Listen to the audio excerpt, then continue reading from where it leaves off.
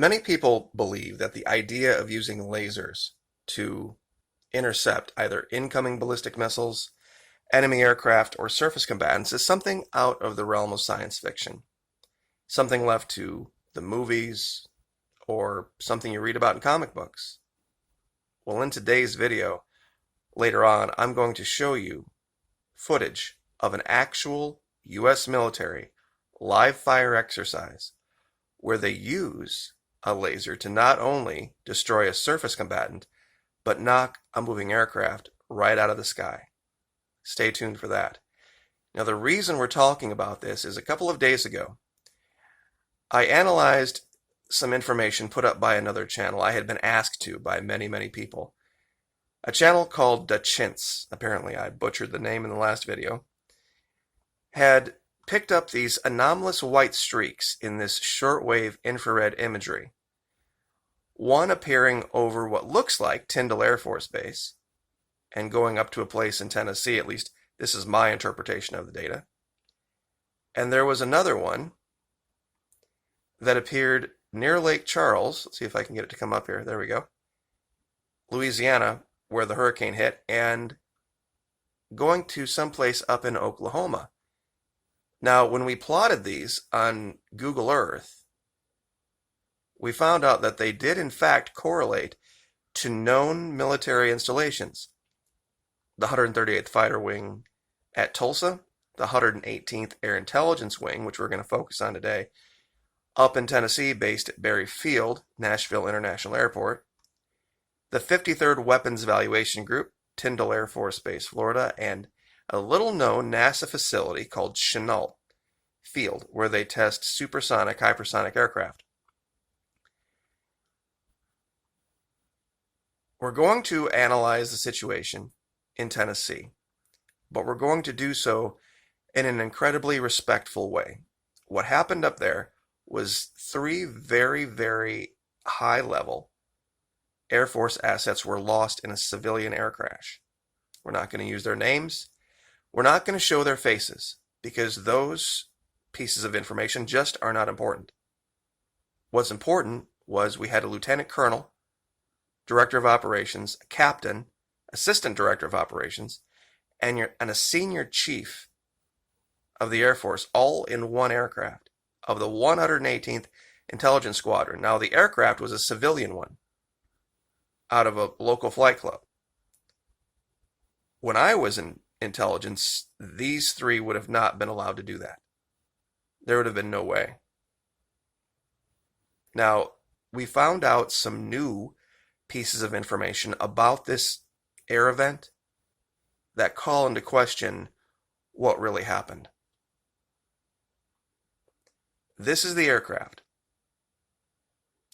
The first thing I noticed when I saw the crash site was that how amazingly intact the aircraft was.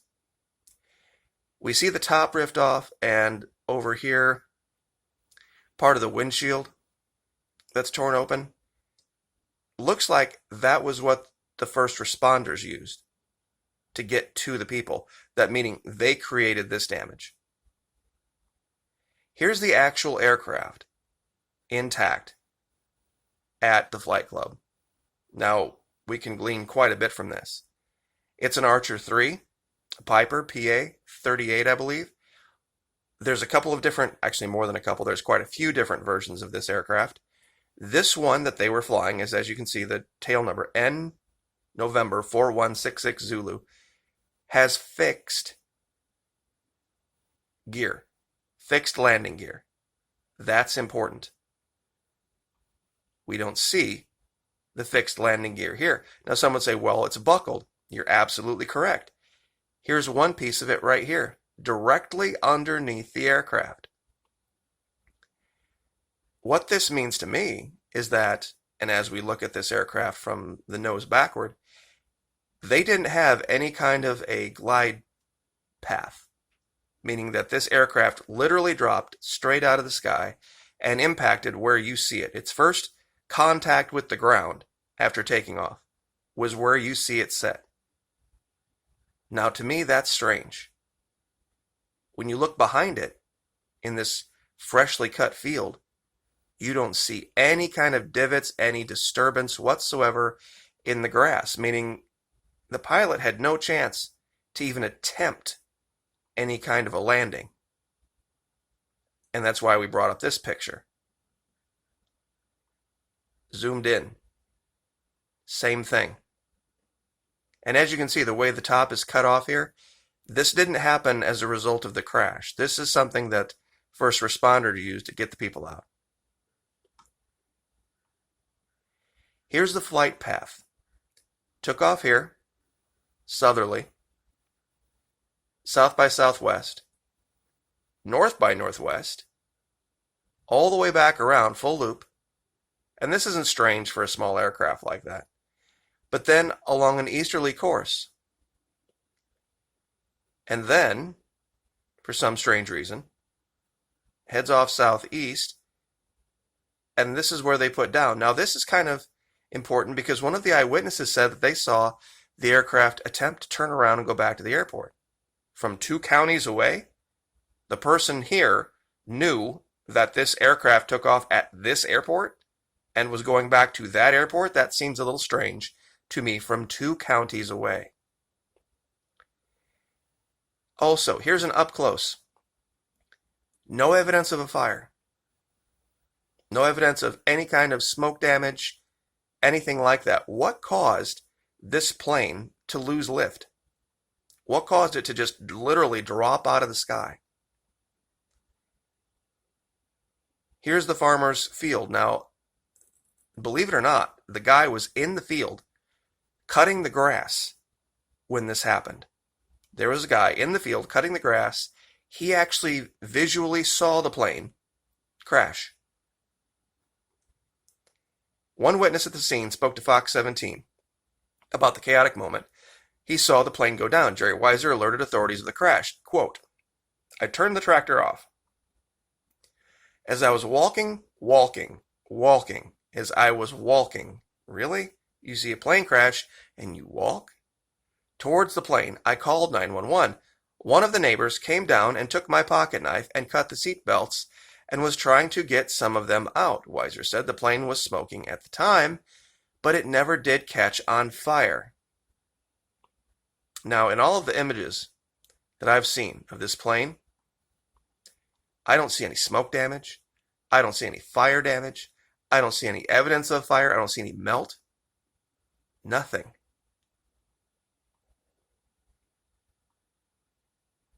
A witness reported seeing the airplane attempt to return to the airport when the crash occurred. That's really weird. Truly weird. From 2 counties away, and you see a plane, a little one like this, you have no idea where it took off, where it was going, or where it was turning to. And this is just a reiteration of what was said before, paraphrased by the same news source, WSMV. A neighbor took my pocket knife to cut the seatbelts and try to get the people out. Luckily, first responders got there pretty quick. Now, nowhere in any of the reporting does it say that any radio message was received, that the pilot tried to communicate saying that they had lost power for this reason, that reason, or another reason. No radio communication at all. And we confirm this here from the FAA. According to preliminary information compiled by the FAA, the crash occurred under unknown circumstances and while the flight was en route. The information shows that 1 person was part of the flight crew and 2 were passengers. It was not immediately clear who was flying the plane. It was not immediately clear who was flying the plane with 1 person being part of the flight crew. Now think about that for a minute logically.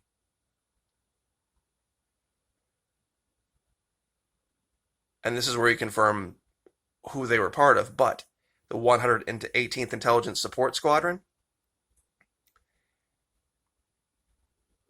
look at what's reported here. All 3 were part of the 18th Intelligence, Surveillance, and Reconnaissance Group. Now, some might think, well, wait, is that a typo? Did they really mean to put the 118th and they only put the 18th? I don't believe so. Because the 118th wing is one thing. This is the 18th. The 18th Intelligence Squadron is a different group, a space intelligence organization of the United States Air Force located at Wright-Patterson Air Force Base, Ohio. The squadron provides intelligence for the planning, development, and execution of space control operations. Headquartered at Wright-Patterson. Now, that's a very different thing than the 118th. These people were part of the Space Force. These three individuals were not just any old airmen. It's not just cooks and a couple of tire changers. Especially the NCO, he was an E8, the chief of ops. Like 2% of everyone who ever joins the Air Force reaches that rank of E8. Even fewer in the intelligence field. The director of operations, her assistant director, and one of the highest ranking NCOs in the Air Force were lost in one civilian air crash where the circumstances just don't make sense. The pilot, from what I can tell, was the lieutenant colonel, the director of ops, because her name popped up in other searches regarding flying.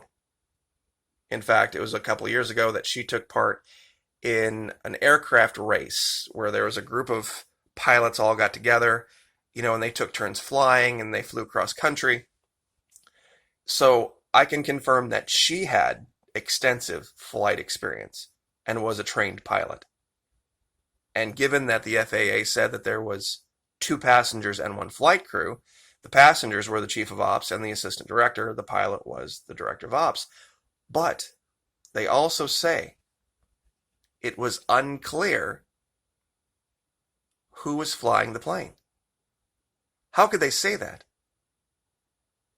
There's only 2 seats in the front and technically 2 in the back, but anybody who's ever been in a small plane like that, it's really like 1.5 seats. Now, as promised, by the way, this is what a laser does to a piece of steel. This is what a directed energy weapon does to a piece of steel.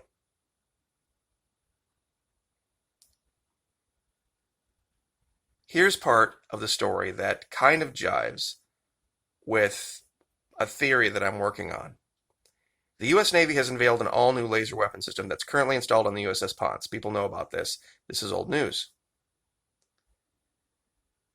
Experts say that it can also be used as a surveillance tool. Laser surveillance. I wonder if somebody was surveilling using a laser on this plane and had maybe the thing dialed up a little too much and it goofed up the electronics in the plane, shut down its communications, and the thing fell out of the sky. That's, like I said, total speculation, but let's go over this one more time. An experienced pilot, one that had taken place in cross-country races, an incredibly high-ranking U.S. Air Force intelligence asset, goes up in a plane with 2 other high-ranking assets on just a day jaunt, has some type of a problem where apparently they need to land the plane. They cannot control the plane enough to even bring it down in any kind of a glide path. It literally drops out of the sky. An initial report said there were 2 killed, 1 hurt. So we're not going to really get into that too much because it gets a little personal, but can anyone explain how that's possible that they had no chance? I've seen and there's videos all over YouTube about this. People losing power or doing it purposefully, doing a no power, landing.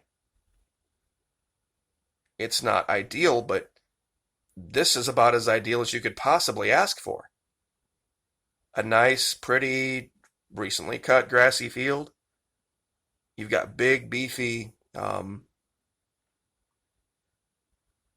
landing gear like this, a fixed landing gear. It just doesn't make sense. These weren't kids. These were smart, highly trained, intelligent individuals. One had extensive flying experience. And this thing just drops out of the sky. No fire, nothing. But as promised, this is a laser demonstration. It's about 1 minute and 25. I'm going to speed it up 1.25, so it's only going to take about 1 minute of your time to watch. You don't lose too much with the speeding up of it, but I have the audio down. This is the system being unveiled. Basically, the audio of this isn't really audio. It's just a bunch of crazy music behind it. As you can see, there's the operator. It looks like just a beefed up PlayStation controller, really. And there's him blasting a surface target. Now, as you can see, you don't see the laser. You don't see the laser because it's infrared. And it shows all different angles.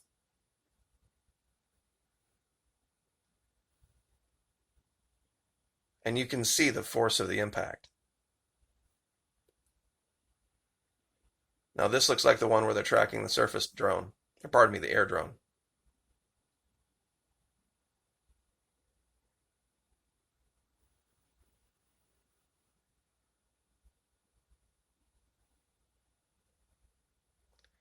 And that's it, and that's the end of the drone. Now, one more piece of information about this. When we go back and we look at this imagery, what you're seeing here, these white streaks, is not the laser itself. What you're seeing is the superheated atmosphere. The laser's infrared, meaning it's outside of our visual spectrum. What you're seeing here, in my opinion, humble analysis, is the instantaneous firing of one of these weapons. And the white streak represents the line of superheated atmosphere. This is one of the drawbacks of these lasers, is that over a long enough distance, they become ineffective because the energy gets transmuted to the atmosphere. And this is what you're seeing, a whole bunch of atmosphere that is this line being instantaneously boiled off. You see it here, and you see it here. All four of these locations are controlled airspace. Chennault Field, the 138th over Tulsa, the 118th over Berry Field, and especially Tyndall. This is all controlled airspace. And that's why I believe this is what we're seeing. They know very clearly who's where. And while the lines that I've drawn are wide visually for you to see, the laser is very tiny, infinitesimally small, and even if you could see it, which you can't because it's infrared, it would only be there for a matter of a fraction of a second. But in that fraction of a second, it superheats the atmosphere along that line. And that's what you're seeing. Superheated atmosphere. That's how they destroy these things. In fact, here's an article, and we'll finish with this, about China doing this. Creating a laser of mind-boggling power could rip space asunder, breaking the vacuum. This is 9 February 2018. The amount of power they're able to achieve is ridiculous. 5.3 million billion watts, or petawatts. 1,000 times the power of all the world's electrical grids combined, this is what they have in store as weapons. And most importantly, do I think they physically attempted to shoot down that aircraft in Tennessee? I don't think so. I think somebody was tracking it with a laser, didn't understand the power settings, and it fried it. They were being tracked, and that's where this article back here comes into play from TechBlog. It can be used as a surveillance tool, tracking things. And who better to track? Who better to track? What were these three doing in a plane all by themselves? If you wanted to discuss something secretly where you could guarantee that you were not heard, this is the best place to do it. Go up in a private aircraft. Go up in a private aircraft, turn off the radio, make sure everything's unplugged.